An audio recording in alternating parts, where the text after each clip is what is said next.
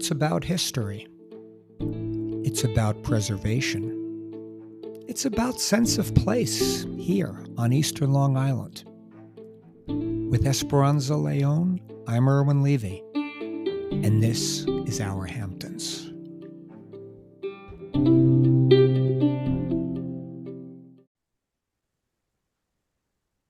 Esperanza. Irwin, I am really looking forward to this conversation today. I have to tell you. I'm with you. It's Not that any other. I mean, it's not that this one will bring any others to shame. I get excited about every topic. So that understood, and my fragile male ego didn't take it as such that oh my gosh, she's only excited about this topic and all these others for the past 2 years. She's been no, oh, I totally didn't take it. dismissed. No, I I didn't. think the Yeah. main thing is, as you know, this is just, it's just our sweet spot, as you say. I was going to say that exact sentence, and or else we'll use the other term we use a lot. This is sort of our wheelhouse, There you go. talking about a topic like that. So I'm going to get right into it, and I have to, and I'm going to share this with our Hamptons podcast audience. There are times, when we're thinking about stories, we do searches for them, via the East Hampton Star, the East Hampton Library, New York Times, a variety of sources. And I came across this one. It is a New York Times story written by Dorothy Spears. It goes back 18 years to 2006. And Esperanza, I guess we could say it's sort of like, well, let me give the title of the article because the title is even poetic, Esperanza. When the Young Lions of Art Roamed the Wilds of Long Island. Yes, yes. And let's be clear, don't just get a picture of only, the full-maned male lion. These No. were the whole pride.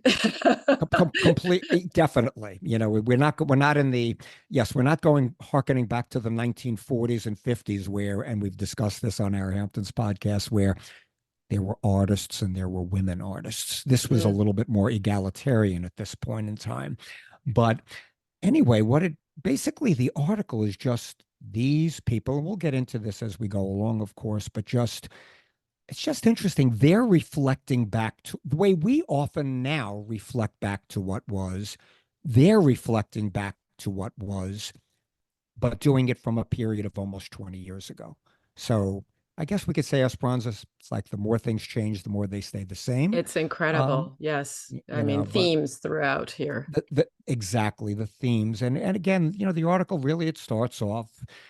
We've been down this road, how the youthful artists and writers who discovered Long Island's East End in the 50s and 60s encountered potato fields, endless green marshes, empty beaches. Hey, Esperanza, if we were a different kind of podcast that had like soundtracks and everything, I could sense like a whole musical vibe going on behind us, Totally. right? But it's, I guess that's not who we are. But again, it's talking how they, to use Ms. Spears, they made their artistic haven here. And again, this article is 2006, and she's talking about how many of the famous, de Kooning, Pollock, James Jones, Steinbeck are gone, but she's talking about this circle of friends who at this time were in their 70s and older. So this is probably, many of these are no longer with us either, Right. but Which it's to interrupt you for one moment, seems like 2006 seems like yesterday to me. I So know so it's amazing. that's a process of really, I mean, yes, I often think that. I mean, you hear a song from the 90s and wow, like it's fresh in your mind. And meanwhile, it was Totally. 30 years ago. Like it's Yes. really, Yeah, so it's yeah, classic. it really, yeah, it's really, or freaky, depending on how your point. But again, she elaborates on how, they painted, wrote, whatever and again, we're talking 2006 in the ever more crowded, less peaceful Hamptons. I can attest to that, having Correct. returned here in the early 2000s, in 2000 Right.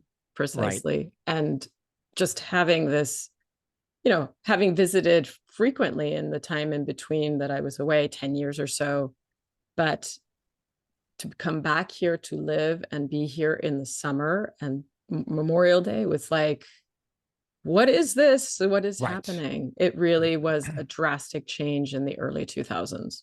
And I'm so glad you mentioned that, Esperanza, because we've brought this up often on our Hamptons podcast. I mean, you could take, I guess you could take almost any 20-year period, and we're looking back, Mm. we're going to, it's 18, but we're going to call it 20 to just round it off.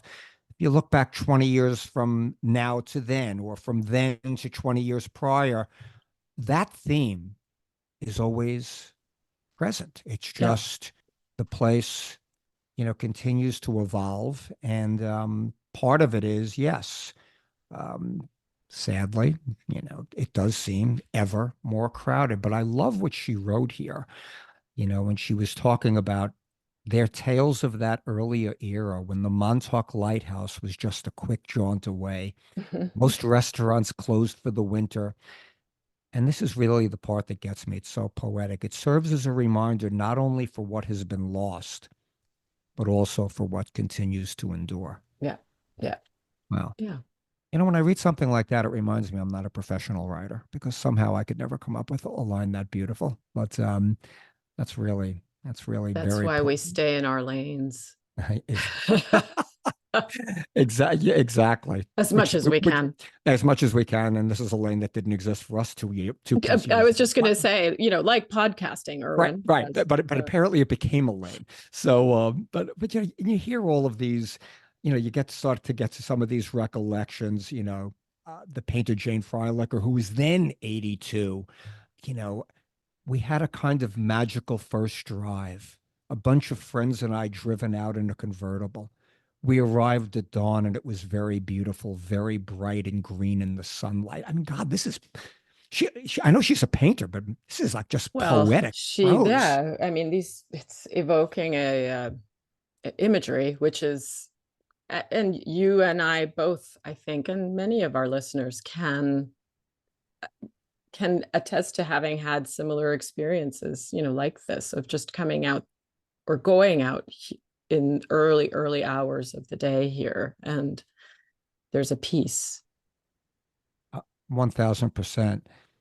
Or to turn it around a little when a certain when an Esperanza Leon would stay out all night to watch the sunrise the Well, next there you morning. go. I mean, I know for a fact that this is the case.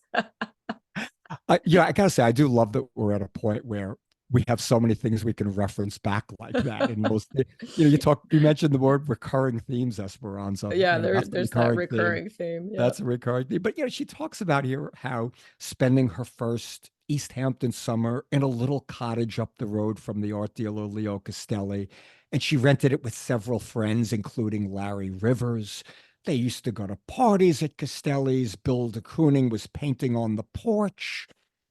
Oh, wow. And, there was a memory, she writes about here, shared by the photographer John Jonas Gruen. We were speaking about this book earlier. I have this book. It's a beautiful book, The 60s, Young in the Hamptons. And the cover is gorgeous black and white photo of de Kooning standing on the beach, a younger de Kooning, probably, maybe in his 40s or 50s in this picture, but just really just a beautiful imagery and just these dialogues, Mary Abbott, who an abstract painter, recalls shuttling from her studio in a former Southampton ice house Mhm. to de Kooning's various residences and Springs, and how she'd take her 34 open Ford to Springs for the afternoon and admitted to driving drunk a few times, a few million A times, few according million to, times, right? right? Exactly. Yes, You yeah. know, Oh my and goodness. Yeah. wow.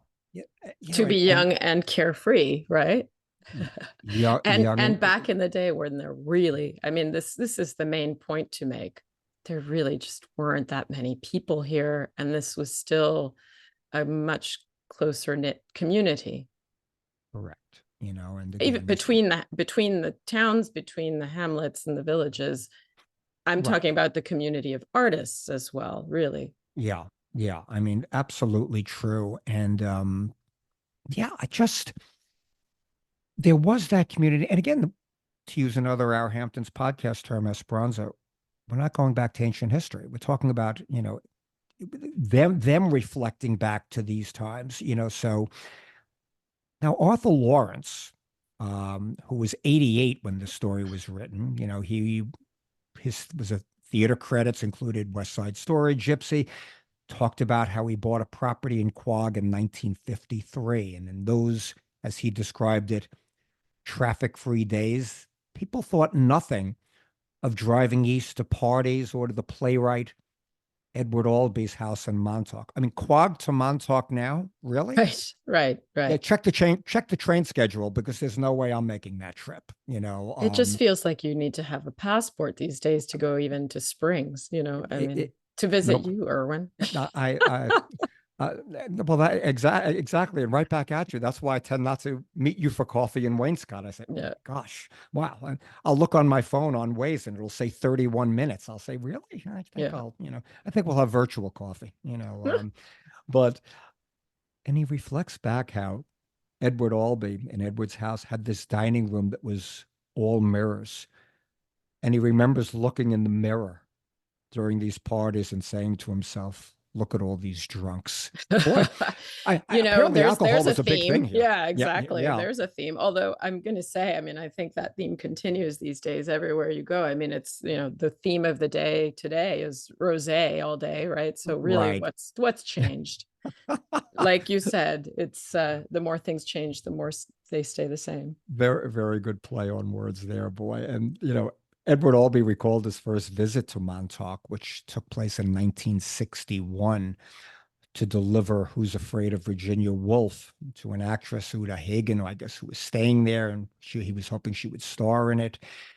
And when he was there, according to this article, Dorothy Spears, New York Times, he fell under the spell of the rugged, and then it was really rugged, Yeah. Montauk landscape. Yeah. And he vowed at the time when he had the money, I'm going to buy a place out here. And in 63, thanks to Virginia Woolf, which I guess was his work, apparently. Yes, yes, yes. I mean, Yeah, Who's right. Afraid of Who's Afraid Virginia of Woolf was Virginia a Woolf, right? total hit. Right. I Became a mean, yeah, I mean, movie, yeah, there yeah. was a I mean, right. iconic. Yeah, I mean, Mhm. that was, Liz that's Taylor, no? right. And probably the biggest part of his artistic legacy was Who's Mm. Afraid of Virginia Woolf, and a very large legacy. But again, in 1963, Edward Albee's quoted here as saying, of course, it didn't cost much back in those days. I got 4 acres on the ocean for 40,000 bucks. On the ocean, On the ocean, $10,000 an acre. an acre. Right. $10,000, which again, I mean, not thinking Not about just, housing yeah, prices, not right. peanuts back then either, Right. but still, But yeah, still. but certainly, yes. I mean, so just when you think about this, and again, you look back on this, and Edward Albee is just continuing on. John Jonas Gruen was writing, everywhere they went, there was Edward. I guess he was a real, major part of that artistic community. It's funny, Yeah. Esperanza. We often gravitate to thinking in terms of the Abex artists more than anything else. And, and we've This was spoken another about the writers. generation that was, Yeah, yes, between the writers and the artists that came, it was like this the second generation, and ex then the third generation. There was yeah, a little exactly. overlap in between. It, completely true. And then they were talking, the story moves on.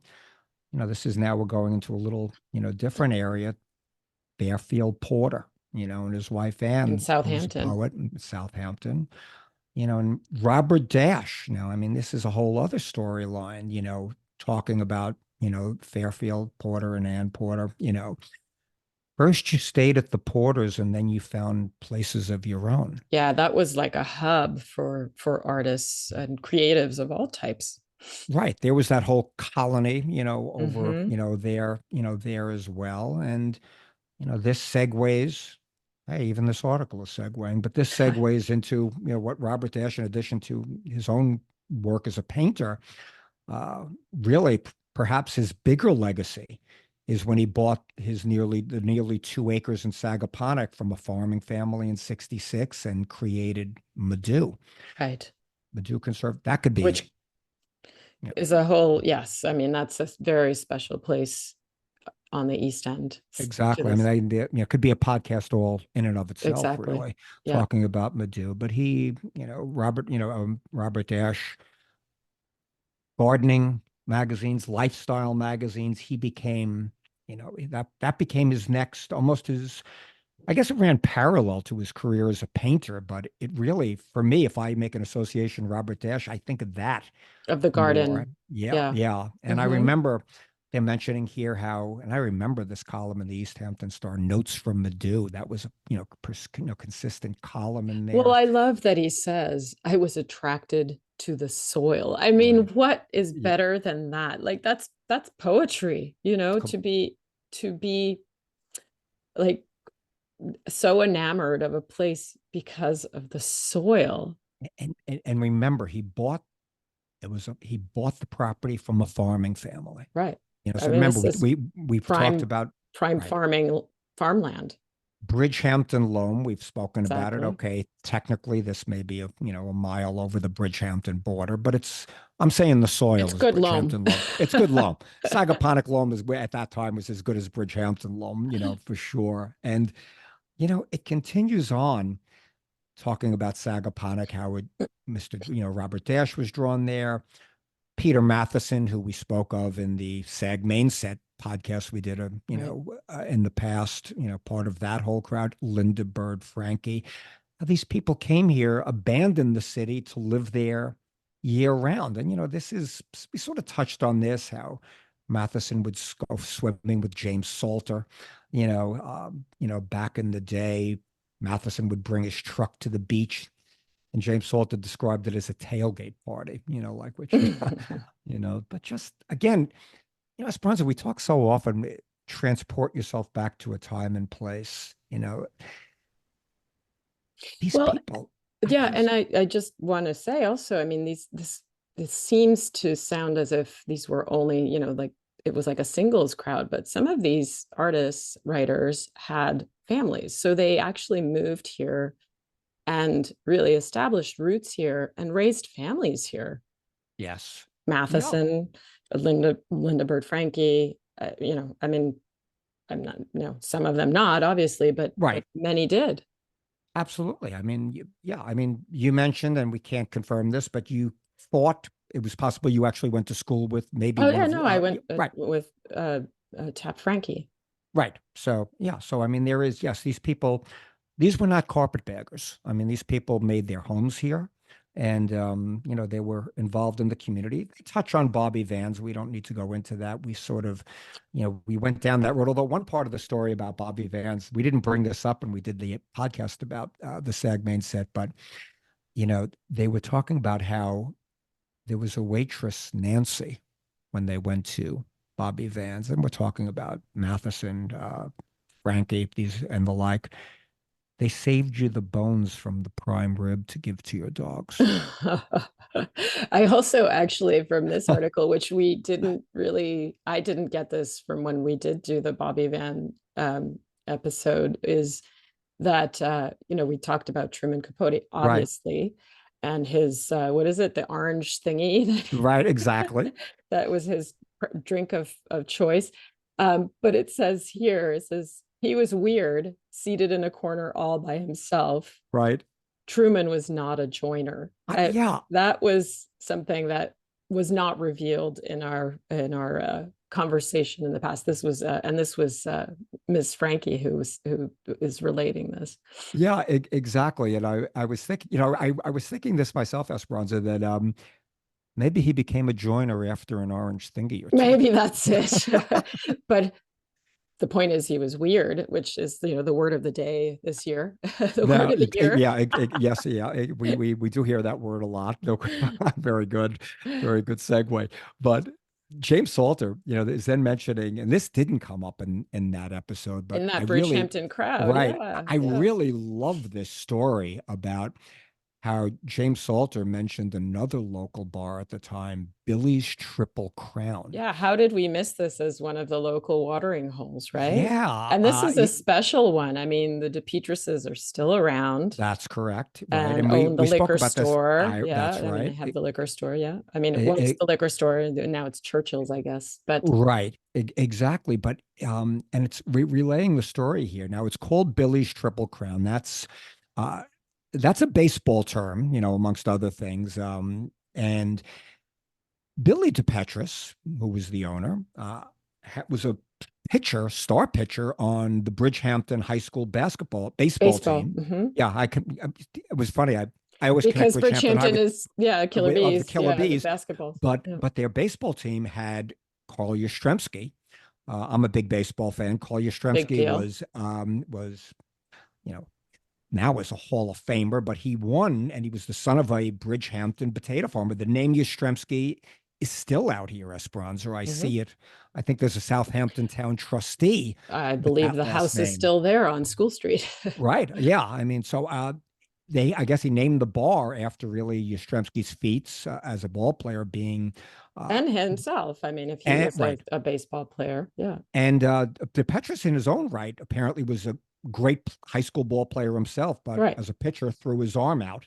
And so he opened a bar filled with baseball memorabilia.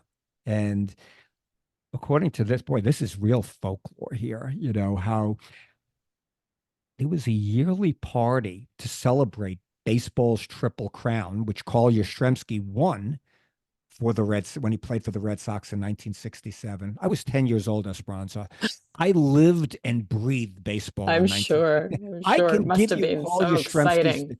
I can give you his The statistics right stats. now. Okay. I mean, I won't do it, but but trust me when I tell you I could. You and I Jeff re, Gaiman both. Yeah. yes, gosh, guys of a certain age. I mean, boy, baseball was everything at that era. But so anyway, there was this yearly party, and James Salter is writing, if you didn't go to that party, it was said you'd never get a plumber coming to your Right. house, right? Because a lot of the clients were the local workers who, in the service and trade.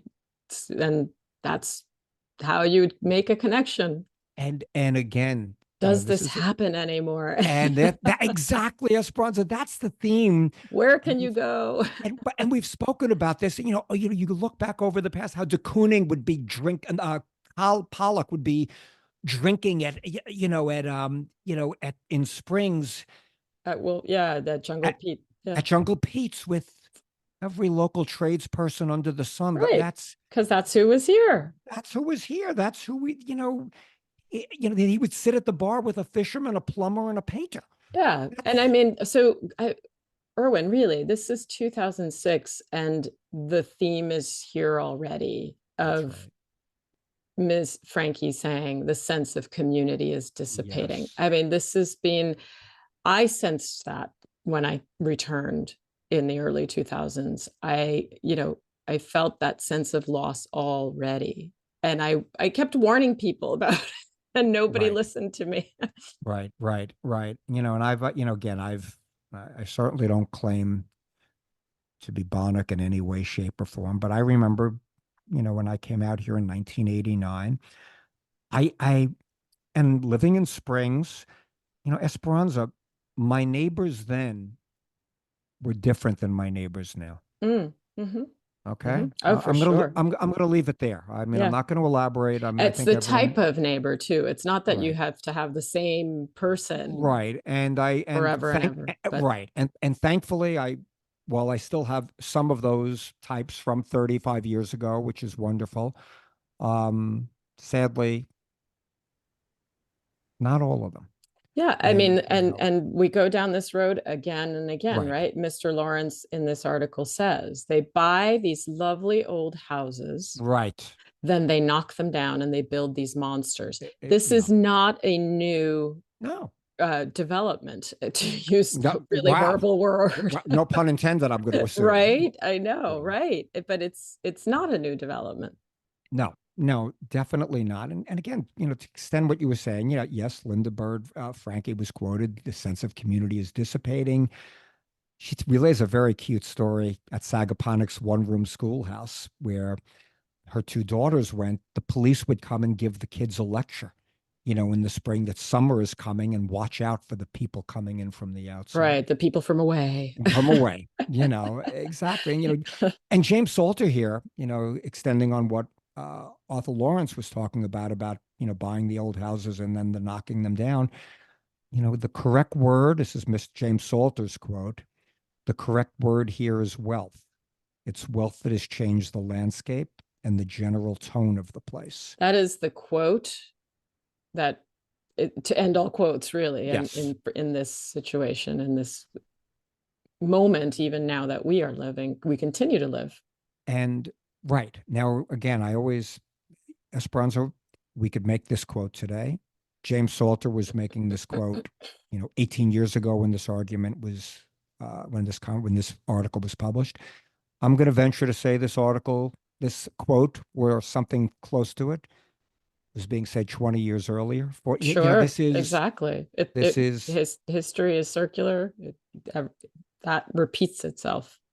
I always like that, I don't know if you coined that phrase, history is circular. If you did, you should take credit for it because I love that term. I It's and don't think I did. but it well, well, But it's a that better way of thinking about it, isn't it? Because I it's yeah, not this line and then you say, oh, and it keeps, and it repeats because it's a line. No, that would make no sense because that would be a progression that, we would learn from the past and do better. agreed. And but it's poetic in its own way. Because you're right. If you look at it, if we do this as a graph, so to speak, history isn't a line from point A to point B. History is circular. And I always love when you bring that line in here. Esperanza, I'm going to call the patent office and see if that line is patented, because if it isn't, I'm gonna say it's yours. But and Jane You heard it Freilich, on our Hamptons. I coined the phrase history is exactly, circular. No, I didn't. exactly. Really, I didn't. I maybe not, but it's very appropriate. But Jane Freilich, another conversation that you hear all the time, how we always have heard how the artists have come here for the light. That's an old story with the artist. The light on the grass, in her house and in her watermill studio was probably the same as she's been painting for decades, but rising up from what was a potato field is an enormous white house behind it. I used to look at the stars at night. Now I look at the light from the neighbors. And Esperanza, this is a theme. You've always talked about how on our Hamptons podcast, how the light has been so dramatically shifted by landscape, structures, everything. For And sure. For sure. Yeah, she, it certainly has. yeah, and it goes on here, and we're going to start to wrap this up. But how John Jonas Groen and his wife Jane Wilson used to, just rent their house for the summer and travel to Europe because, Eventually, that's, if you can't beat yeah, them, join them. Is that right, the yeah, way it goes, right? but it's interesting talking about, to bring this almost full circle, how to illustrate how these people were so part of the community. I don't mean to overuse the term, but it has to be said. Robert Dash became a proponent for land preservation and became involved with the Conic Land Trust. Mm-hmm. Edward Albee, concerned citizens of Montauk, which was, as he put it at the time, the only organization that matters out here. So these people were more than people that were just enjoying the natural physical beauty. They were recognizing its importance in the community and trying to maintain and preserve it. Yes, it's not about extracting from the community. It's about becoming part of the fabric of the community. Completely true. And, to start putting a closure on this, Jane Freilich at the time, even while lamenting this, is quoted here as saying, it, meaning this place, it still manages to be very uplifting in some way.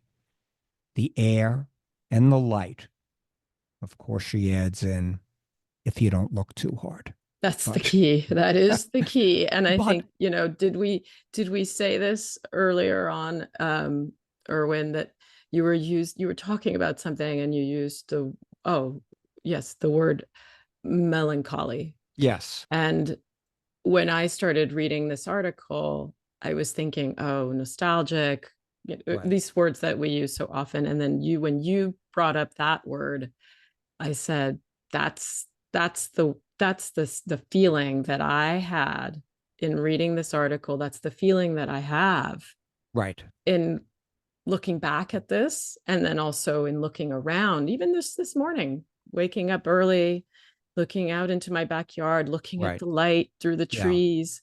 I mean, it brought me to tears, honestly, thinking Uh, about so many different things and just being grateful for what we have It it around us here. it can, and If I don't look too hard, no, if or it, but or open my ears and listen to the helicopters landing nearby. exactly. If you don't look too hard, and also when you do this kind of looking, also after the quote unquote season, when it's post summer, Right. and the place, even though there's all the talk of things like Tumbleweed Tuesday and everything else, but um, even to this day, it does feel differently post Labor Day here. Oh, It for sure. Yeah. just does, Yeah. and Yeah. maybe not to the extent that it did 20 years ago, 40 years ago, 60 years ago, but it still feels different. And I love the And quote. we all heave a sigh of relief. Correct, It's a correct. collective sigh. I think But the earth here, yeah, the no, trees, I think that's what I felt, but even what you said, like, and I can relate to that, like, especially when it's a little more quiet. Mhm. When you look outside and you see the physical beauty and the sense of place. I mean, such really our Hamptons podcast themes, but I mean, it's very moving to hear you say to me how you felt almost brought to tears by that, I was and brought to tears, no doubt. and No and doubt. I can relate to that. I feel the same way because as much as I lament, and as we both do, lament what has changed here, occurring here, there's still, when you bottom line it, that feeling still is very real, the connection, Yeah. Well, and it and makes you really definitely what I think is you want to do what you can to hold on to it to preserve what's left. Mr. Lawrence, Arthur Lawrence saying here is quoted, "I have such peace here. When you look at the ocean and the sand and you see the sky, you realize how unimportant you are. And that's a great thing to know, Oh my and gosh. Yeah. you know, That's and really it just touches into everything you say. And John Jonas Gruen, I think we could wrap up with this, Esperanza, who wrote a book. We were talking about his book earlier, Young in the Hamptons. And at the end of this article, he's quoted as saying, "Someday I should write a book called Old in the Hamptons, because it's been in the Hamptons that Jane and I, Jane Wilson, have really felt the pleasure of growing old." we can only hope, My Irwin. God. We can only hope. I tell you, Esperanza, I'm like goosebumps here from this, like it really, but again, it's playing on just what you really just, I've been thinking about what you said a couple of minutes ago, how, looking in your backyard, being brought, really, this is exactly what Jane Freilich is saying, what Arthur Lawrence is saying, what Jonas Gruen is saying. And I guess we're saying it too. Wow. Note the silence, Esperanza, because I'm like Well, there's a nothing more to be reflection. said. Oh, I got caught up in what you said about, well, Mr. Lawrence said about feeling unimportant. And I think right. that's something that needs to be really repeated. We really Complete. are Yeah. unimportant in the sense of what is valuable. And, yeah, I Wonderful, think wonderful to go through this really, story. Spencer, we always talk about this. We never know sometimes where these things ultimately take us. And I really like where this conversation took us today. Thank you for it. A good one. A good one. I knew it would be. Thank you, You're Irwin. right. Always a pleasure.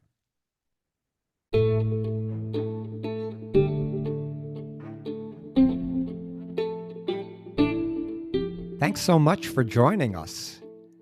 New episodes of Our Hamptons are released every other Tuesday. Find them wherever you get your podcasts.